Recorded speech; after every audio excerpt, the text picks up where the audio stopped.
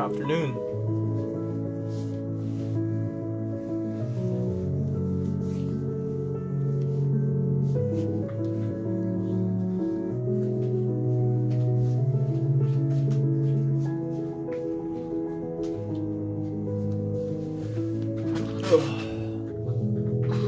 Start in 30 seconds. If you are here early, you can start with this question. We're going to be looking at that first.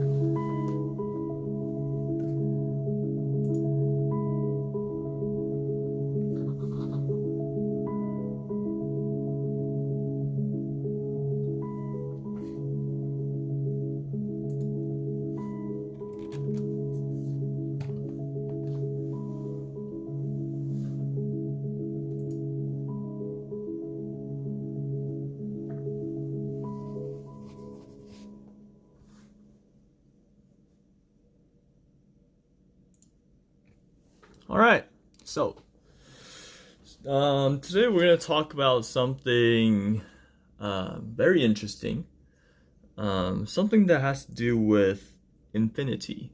Okay, so like we have sequences, right? Sequences, we have arithmetic, geometric, and all that stuff. But usually we'll ask for a particular term, right? Like the 100th term, or like the 50th term, the 37th term. What does it look like? What is the answer? Okay, that's what we usually do. So today we're gonna explore. Okay, we're gonna explore what happens if you just keep going. Okay, now sometimes if you keep going, then it'll just keep going bigger, right? Or smaller, or something else. All right, that's what we're going to discuss right now, today. Okay, so let's talk about this first warm-up kind of question first. So when you start working, you earn $25,000. If salary annually increases by 5%, how many years will it take to earn a total of $1 million?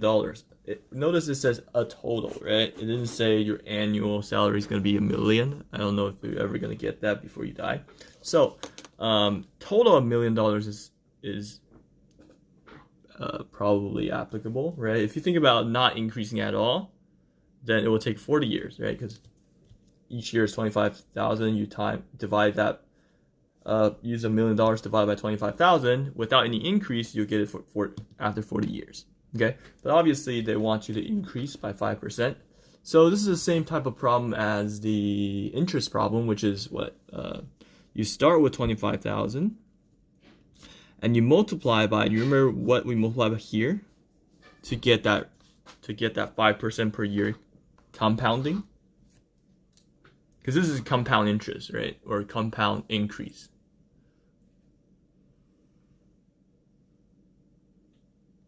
So what were you thinking?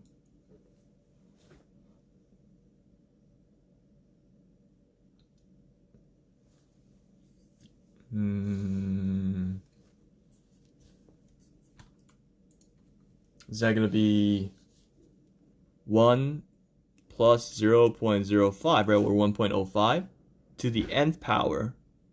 Very good. All right. So you want this answer to be $1 million, right? Like that. You want this to be 1 million. So remember how to solve this? You want to solve for an exponent, right? This is one of your favorite topics, I remember. So to solve this, divide 25,000 over. So you get 1.05 to the n power equals to divide this over, so it'll be 40. Right? So now what? Remember what to do?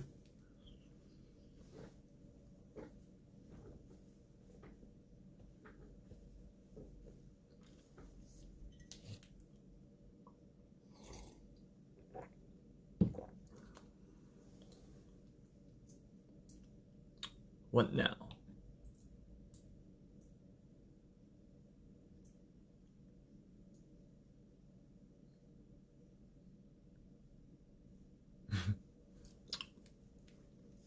So you want to solve for an exponent. To do that, you kind of need a way to pull down the exponent, the standard way to do it would be put it in log form. Very good. You can do log base 1.05. Okay, this is certainly a possibility. You can do this. 40, like Sahana said. But some calculator doesn't really work with that. So what you could do is you take log both sides. So you take so this is one possibility, right? This is one possibility. This is in log form, right? The base is still the base, number here, exponent is here, right? That's the log form. But if you instead, I would usually what I do is I take log both sides, like a natural log. Any log is fine. And then you pull the n down. That's one of the properties. So it'll be n natural log 1.05 equals natural log 40. And then you can divide it over. So n is natural log of 40 over natural log of 1.05. You can use common log if you want. Okay, which is equal to, what do you got for me?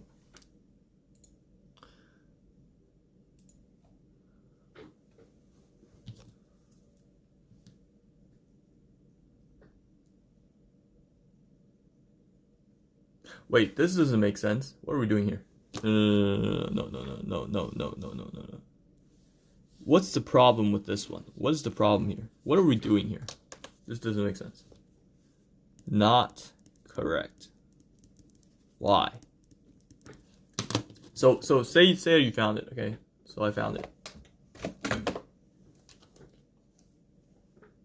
So let's just say that we found it. Okay, natural log is 40 divided by natural log of 1.05.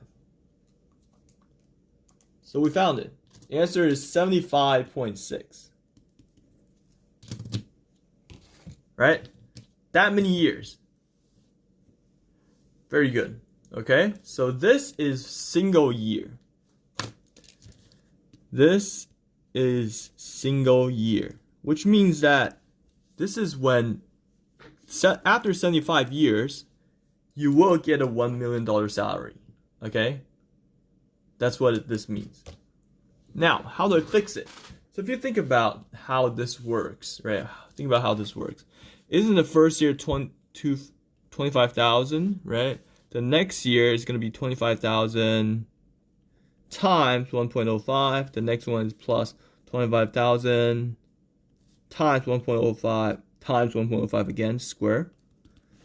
Okay, so can you see that this is a geometric series?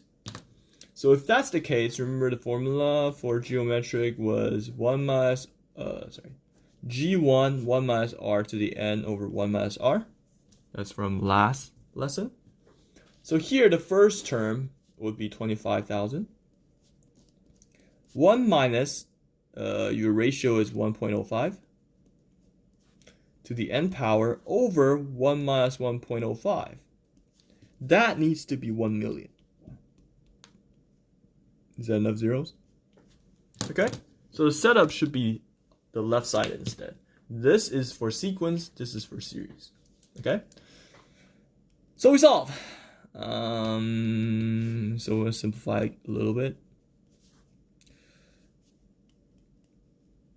1 minus, so this cannot be changed here. We can only change the bottom, which is 0.05. Okay, so I am going to divide this over first and then multiply. The rate is 1.05 because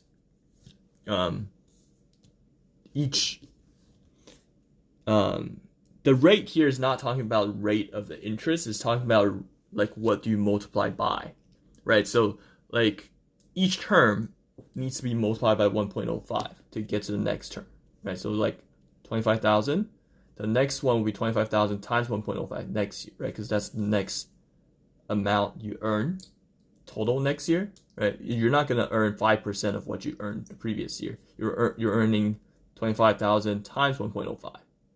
And next year, on top of that, you multiply by 1.05 again, right? So this rate is not the interest rate, is not the growth rate either. It's the multiplier, right? The geometric sequence multiplier. Does that make sense? Oh, this is negative. So then, okay, so then we do some math, right? 25,000. Let me divide this part first, okay? Let me divide this part first. Divided by negative 0.05, which is 50,000, negative 50,000. No, negative 500,000. 1 minus 1.05 to the n. And then this, right? 1 million here. Divide this over, so I get negative 2 equals 1 minus 1.05 to the n, like that. Subtract it over again, so I get negative 3 equals to negative 1.05 to the n. Cancel out the negative. So now you take the natural log. So n ended up being natural log of 3 over natural log of 1.05, just like the method we did over here, which is around 2.252 years. Okay, let me see. Natural log 3 divided by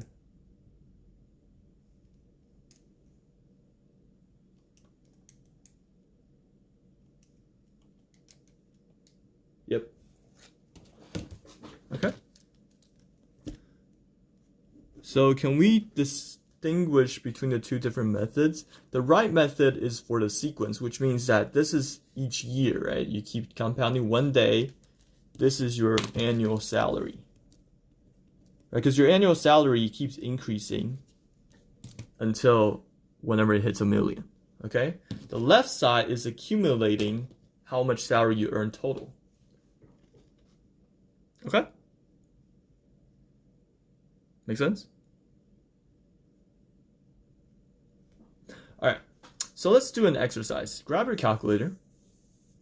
So on this one, if you have 1/2 to the n power, right? Can you fill out this table real quick?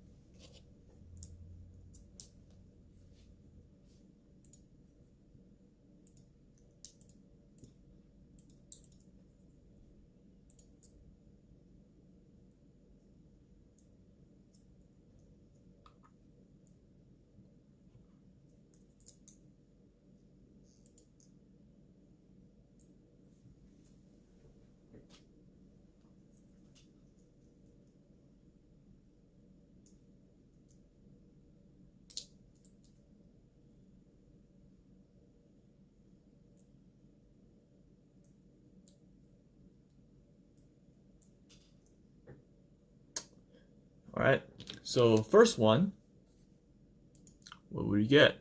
Get 1/2, right? 1/2 to the 1 power. 1/2 to the 10 power, I got 9 point, I'll use scientific notation, okay, because it's getting too small. Okay, 4, right? The next one is, let me show you what I mean. So when you do, right, 1/2 is 0.5, right? To the 10th power, it will tell you this, right? 9.676, and then there's an e negative 4. That just means that it's 9.76 times 10 to the negative 4 power. Okay, scientific notation. All right, and then you put it 100, you will get, wait, yeah, we get 7 point, what?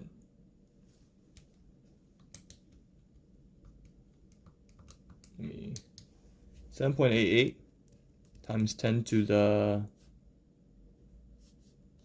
negative 31.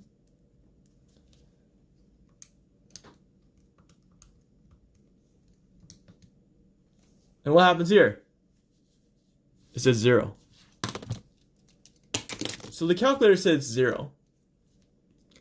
Is it really 0?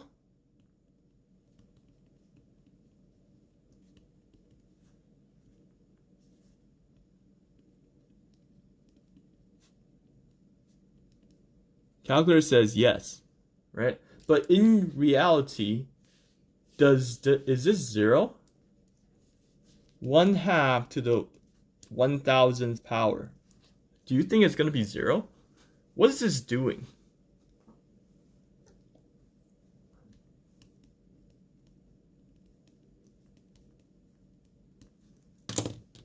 What is this doing? This is divided by 2. Every time, right? You divide by 2, divide by 2, divide by 2. If you have something, you keep cutting it in half. You still have something to cut after 10,000 cuts or 1,000 cuts, right?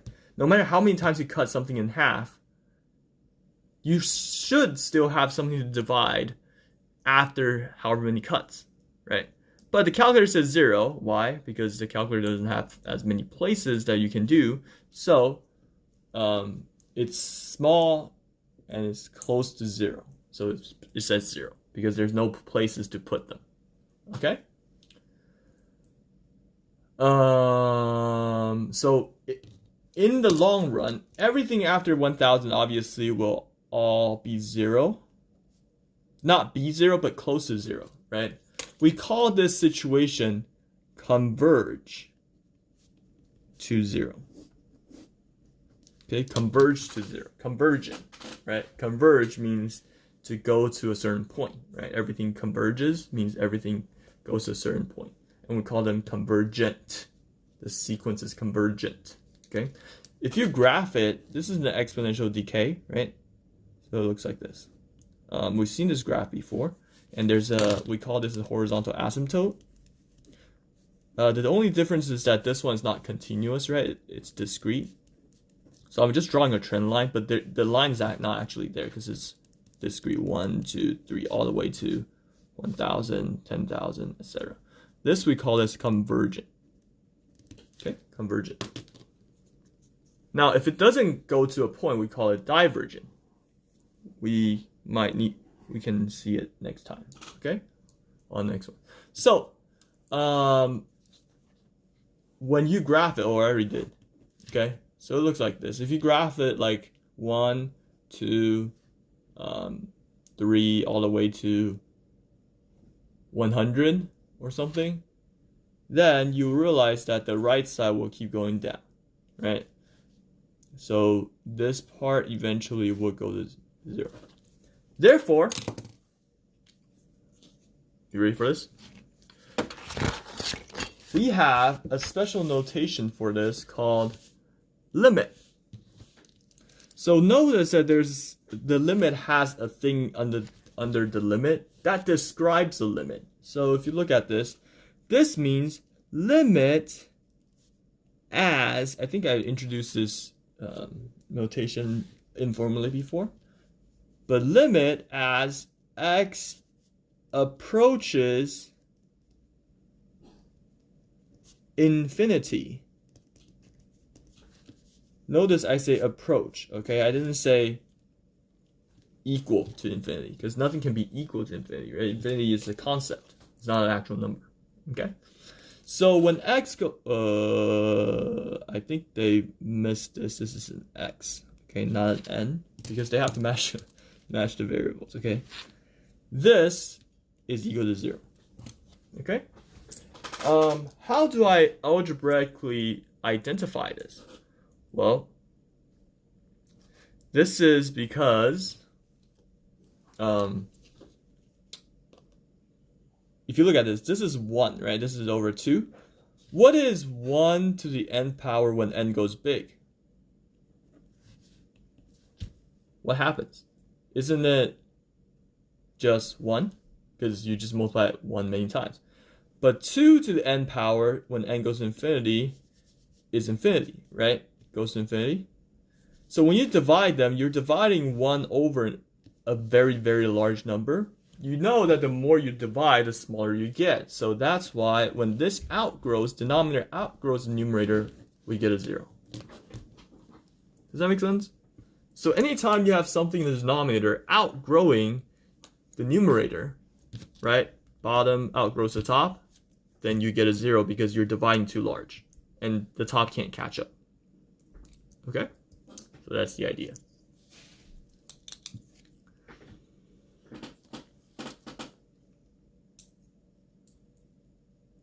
So the formal ways to read this: limit as x approaches infinity. All right, limits at limit as blah blah blah in infinity. So the whole line is limit of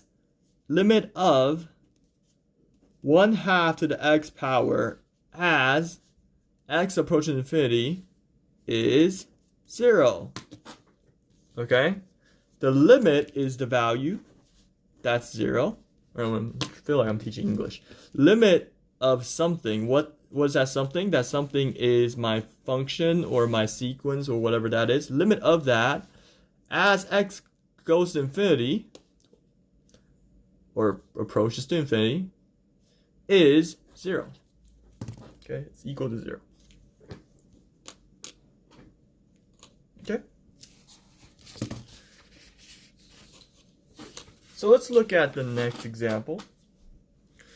Let's look at the next page. Draw the graph of f of x is negative half x plus 2. If you forgot how to draw a line, you gotta know how to draw a line.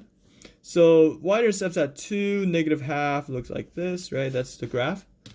When x goes to 5, right? When x goes to 5, then at 5, well, this is a continuous function, right? So at 5, everybody wants to go to negative 2 times 5, negative 1/2 plus 5 times 5 plus 2, which is negative 0.05, negative 0.5, which is like here. Okay. Now, what happens when limit of this keeps going? What happens if x goes to infinity for this? Look at the graph. What happens if x keeps going up? Which means it keeps going to the right. What happens to this? Doesn't it just keeps going down? Like that? Right, it keeps going down. Since it keeps going down, what will happen here? What will happen here?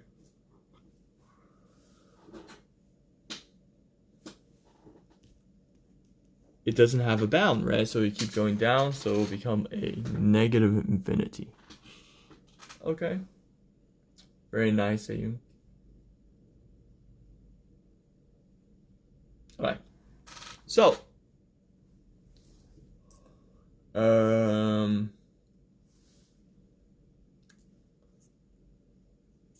let's look at the other graph. So, when we graph this, right?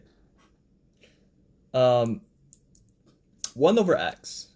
Okay, 1 over x. When you put it on the graph, okay, here they're giving you extreme value, but when you first graph this, this is an inverse function, 1 over x, right? So when you start at 1, you get 1, 1. And then as you increase the value, it'd be 1/2, 1/3, 1/4, 1/5, right? So this should go down. And what happens if you pull in small numbers? Well, because when you start at 1, you'll get 1. Okay. What happens if you put in half into x? Wouldn't that be 2? Because it's 1 divided by 1/2. And then 1 divided by 1/4, you flip it, so it'll be times 4, times 10, times 100, times 1,000. What happens if I finally approach 0? What should this value approach to if I keep going? So keep going smaller, approaching to 0. The result keeps getting bigger and bigger, and eventually this will go to infinity. So when you look at the values of the graph, as this approaches 0, which is close to this axis, okay, your value shoots up. Right? Your value shoots up.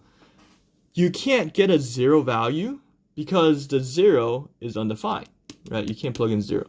But you can approach it so that you get an infinity. Right? It keeps getting bigger and bigger.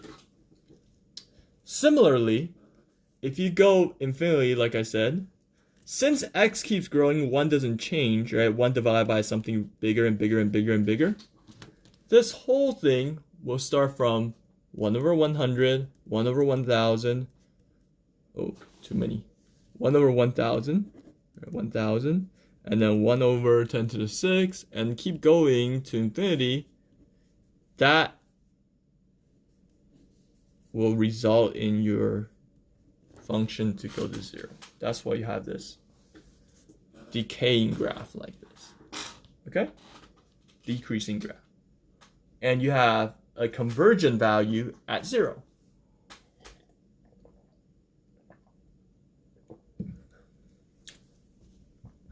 All right.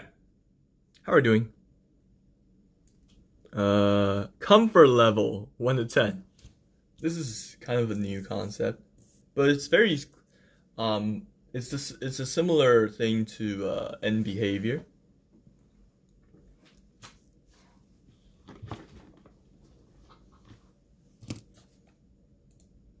This is basically where you go from pre-calc to calculus territory, right? We are at the end of the year, the pre-calc part.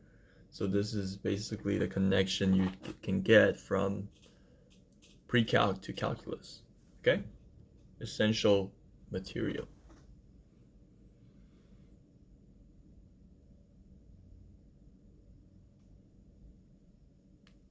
Oh, you guys got some very high numbers.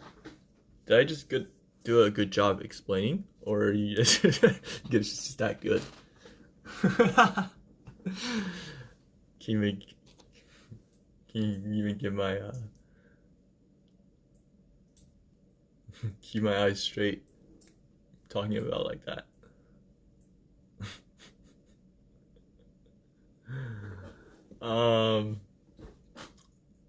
So that being said, let's take a look at this. So now we're going to evaluate these directly without graphing, okay? So, definition, as n goes to infinity, if a sequence or function has a limit L, it is convergent or converges to L, all right? If a sequence or function that doesn't have a finite limit is divergent, i.e. infinity, plus or minus infinity, or oscillating. Okay, oscillating means it goes up and down, up and down, up and down. Okay, and it doesn't have a constant value. I'll show you what that means. So, for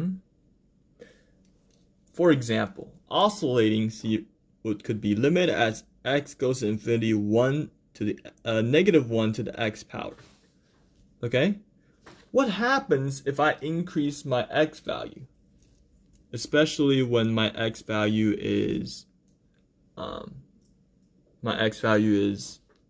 whole number. Wouldn't that give me like 1, negative 1, 1, negative 1, 1, negative 1, all the way to the end, which you don't know what it converges to. Therefore, we call this divergent. Okay, divergent. All right. All right. Now, just because it's alternating in signs does not mean that it is divergent. For example, limit as x goes to infinity of negative half to the n power, for example, or x power. I'll put n to the infinity, okay, because it keeps telling me to do n and x separately, so I'm going to do n instead, okay? They have to match. What does this go to? The limit as n goes to infinity of negative half to the n. When n is really, really big, what does this become? Well, first of all, it's going to give you negative half, right? And then positive 1/4, negative 1/8, positive 1/16, right? Keep going. What does it eventually become?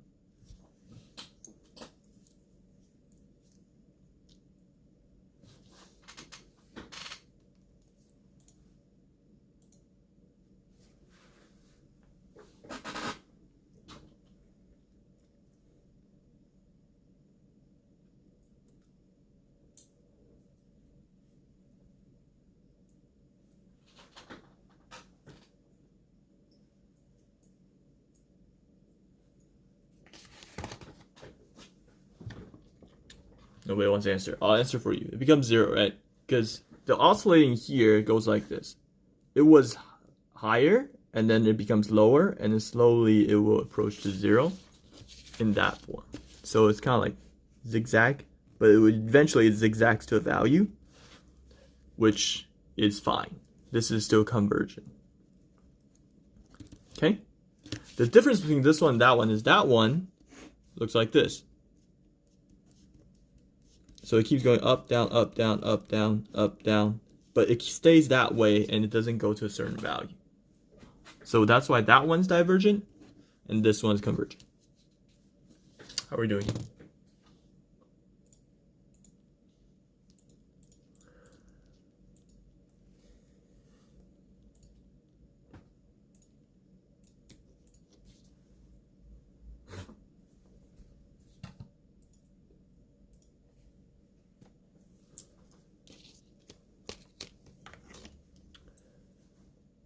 All right. So, here we go. Flip to the next page.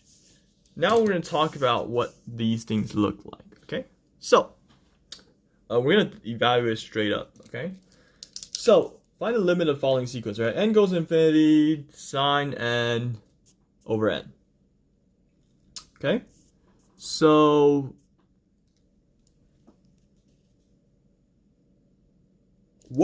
so when n goes to infinity, obviously this goes big, right?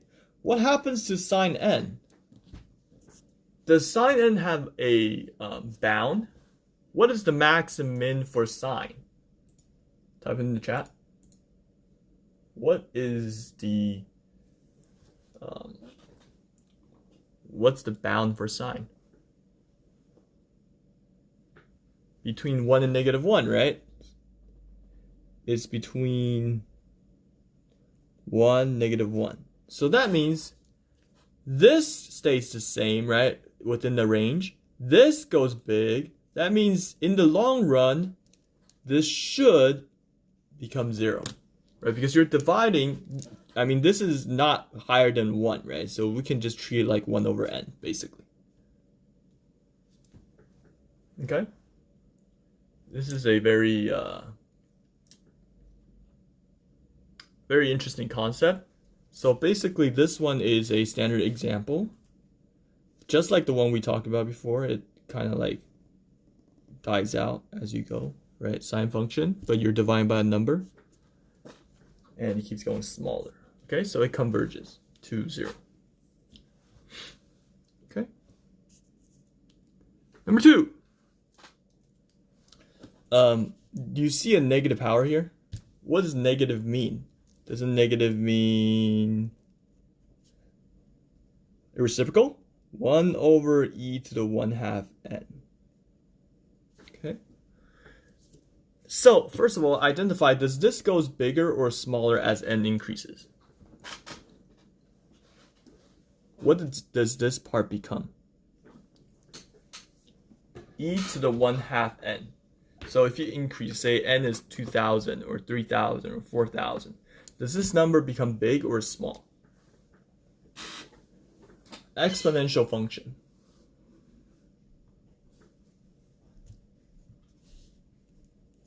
Should become big. That should become big. So, same thing, it will go to 0. Okay. This, in reality, is called an exponential decay.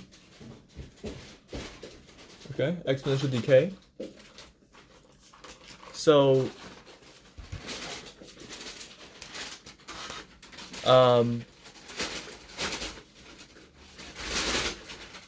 Yeah. All right, what about number 3? Does this increase or decrease in the long run? 1.001 to the n power.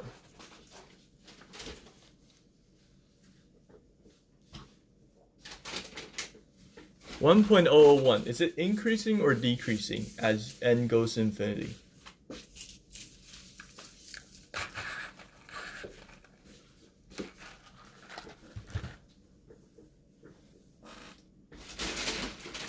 Type in the chat, type in the chat, type in the chat.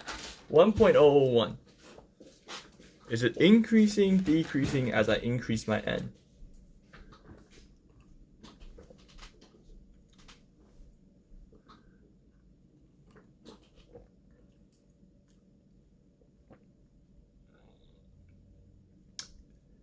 This is the same thing as the interest problem, right? 1.001, like you increase by 0.1% as you go. So when you go that, it increases and it never stopped increasing, so it should go to infinity. Okay?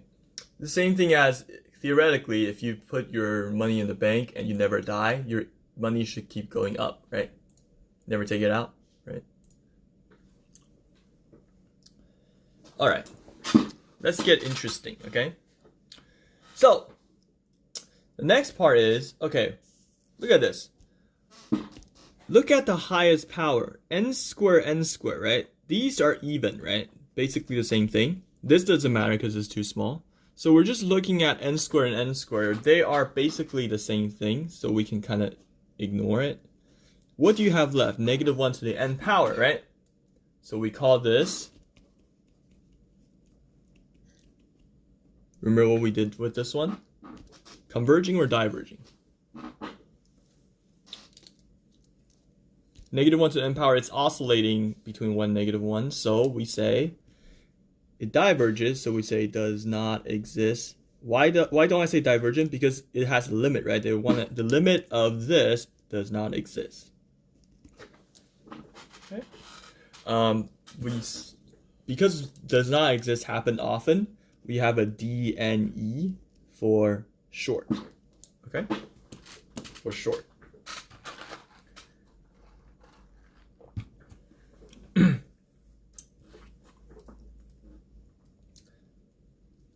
Okay, let's take a look at this. So now this part is kind of tricky because you have a 10 to the 9. That seems really large, right? But here you have an n here. So let's work at this with a easier approach in terms of the form. So I'm going to divide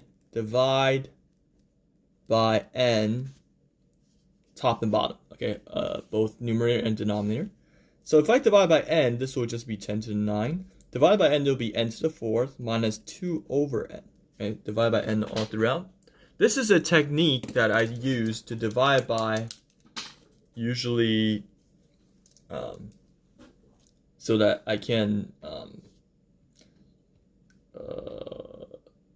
look at it in a more easier way to look at it. Okay, you can divide as long as you can find these things. Usually we can also divide by n to the 5th. So I'll show you what that looks like in a bit. Okay, so if you divide into this is a constant, right? 10 to the 9 is big, but it's a constant, and it stops increasing. This, at 2 over n, we already talked about this, goes to 0. So we don't even need to look at this. All we look at is n to the 4th. That goes to infinity. Some constant divided by infinity should go to 0. Okay. Okay. So that's that.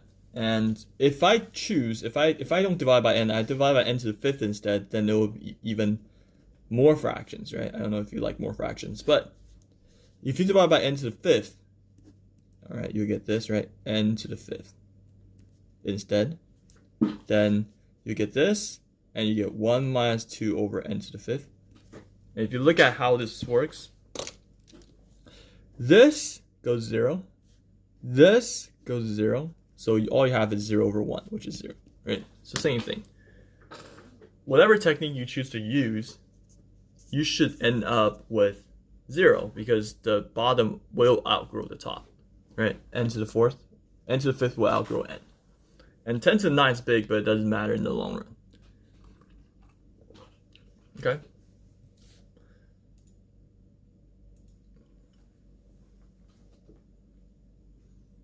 All right, so let's look at even more interesting things. Limit as n goes infinity of log of 10 n through the 10. Now, if you first look at this, it's very confusing because you don't know what happens if you keep taking square root nth root of something, right? What does it even look like? Well, good thing we're in the log. If we're in a log, then we can use the technique in log where we can write this as a power, and then we can use the power of log, get it? Right. So anyway, pull this 1 over n forward, and you'll get limit as n goes to infinity of 1 over n log 10. Now, log 10 is just 1, right? Isn't this 1? Right, because log base 10. Even if it's not 1, it's just a number, right? This is a number. You can get a calculator number for this. And you get a 1 over n, so naturally this will be 0. Okay.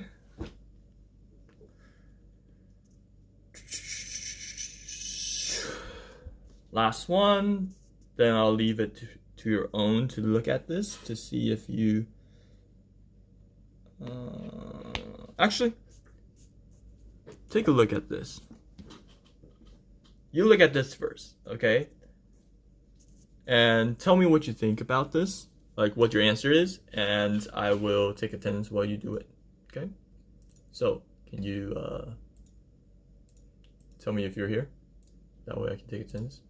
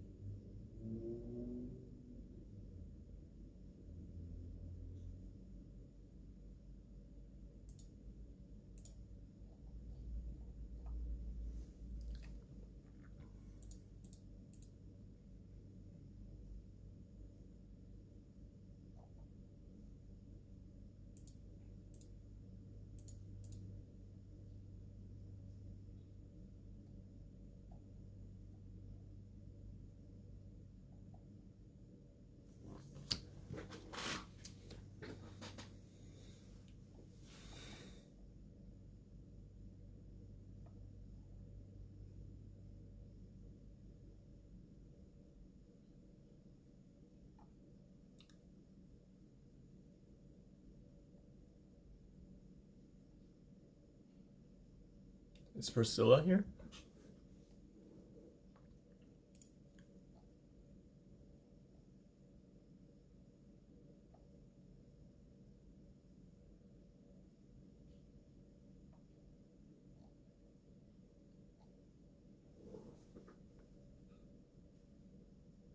Wait. Did AP's test started today? U.S. government politics? That's for seniors only, right? So Miles is here.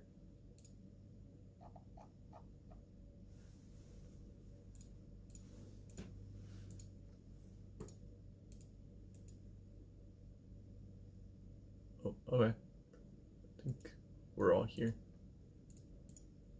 Good. All right, what do you get?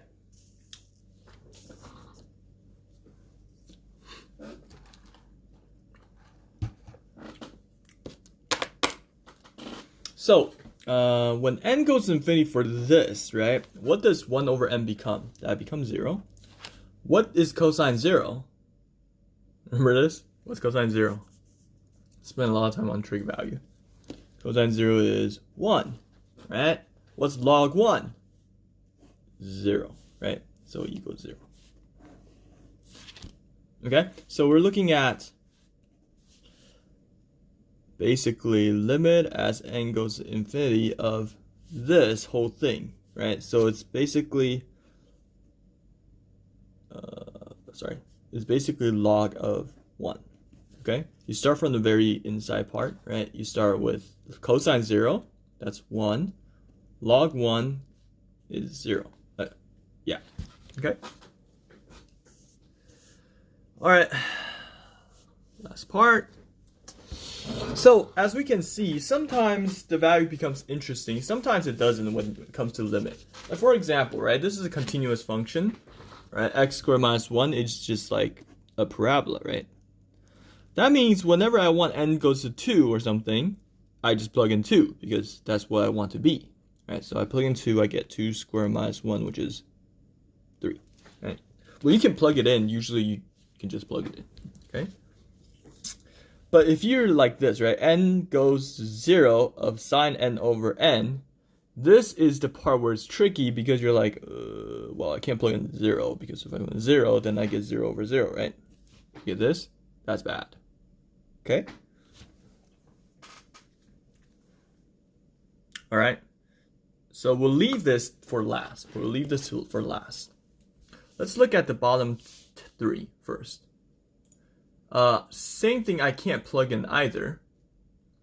But let's look at what this is saying. This is n as 0 plus, right?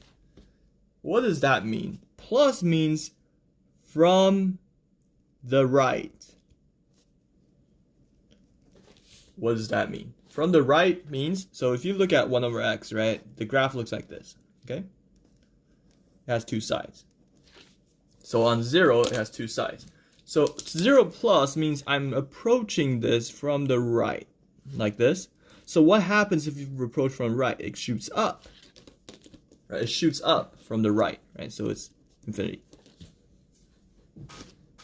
The other way to think about it is 0 plus is slightly bigger than 0, but it's very, very close to 0. So what happens? It's positive, right? It's positive, so 1 divided by a very small positive number is going to be a very big positive number. Okay. Similarly, on this one, same graph, right? But this time you approach from the left. From the left to 0. 0 is here, right? So 2, 0 from the left, you'll get a negative infinity for this one. Hey! So look at the same graph. See this? From the right, I want to go to infinity. From the left, I want to go to negative infinity. So can I decide where I want to go at 0? One wants to go up, one wants to go down. We cannot. So we say, does not exist. Okay? So we call this the right limit, or right-hand limit. And this is the left-hand limit. Okay, left hand, right hand has to agree in order for the actual limit to exist. Okay, because you have the approach from both sides. Okay? We're going to talk about how one-sided limit more as we go, and especially in calculus as well. But that's the basic idea of it. Okay. All right. So the last one I want to talk about is number 9. So let's look at the graph of number 9, okay? So if you graph it in Desmos or whatever, you're going to get a graph that kind of looks like this.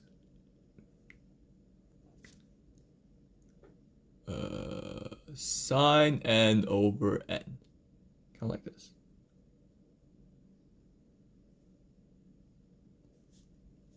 Okay?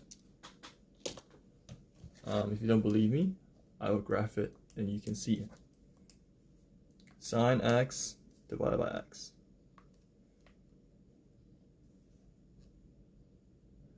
Wait a second.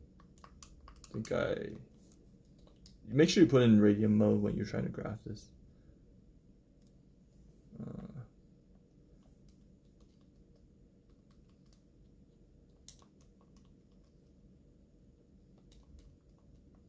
So mine looks like this.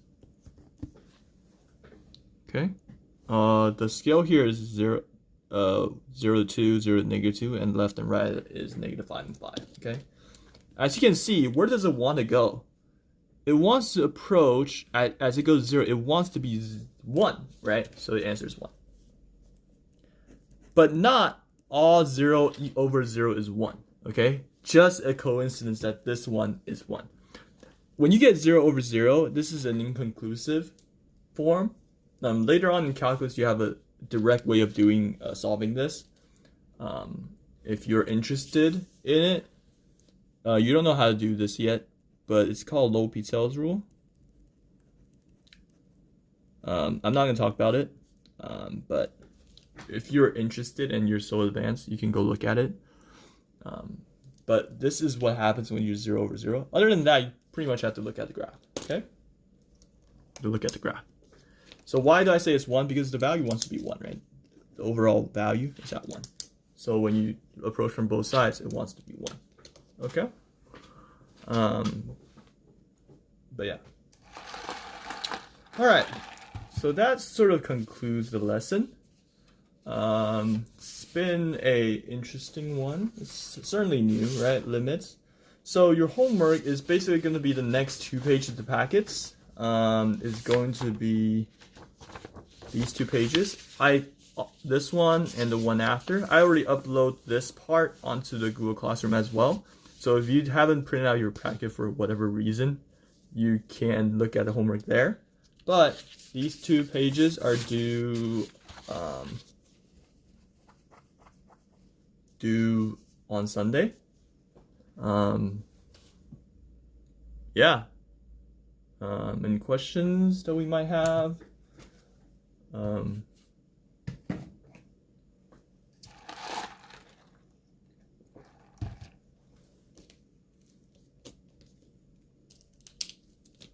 Before I let you go?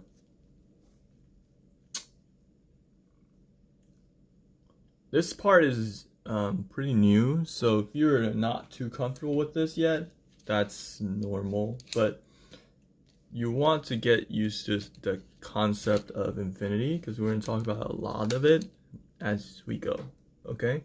And we're going to do it with sequence, we're going to do it with series, okay? That's right, series also converge. Like when you keep adding something, it's possible that you may never get higher. Interesting concept? I'm going to talk about it next week. How sometimes even if you keep adding something, that doesn't mean that you will get higher. Or you will get higher, but you're bounded, okay? So that's for next week.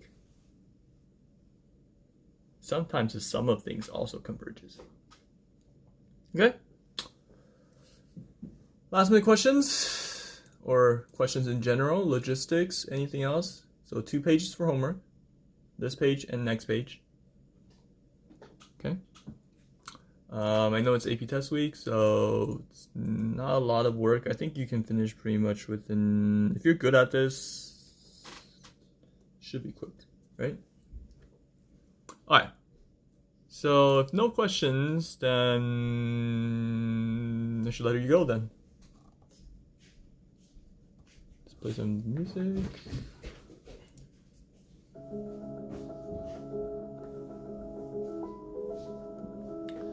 You're free to go. Goodbye.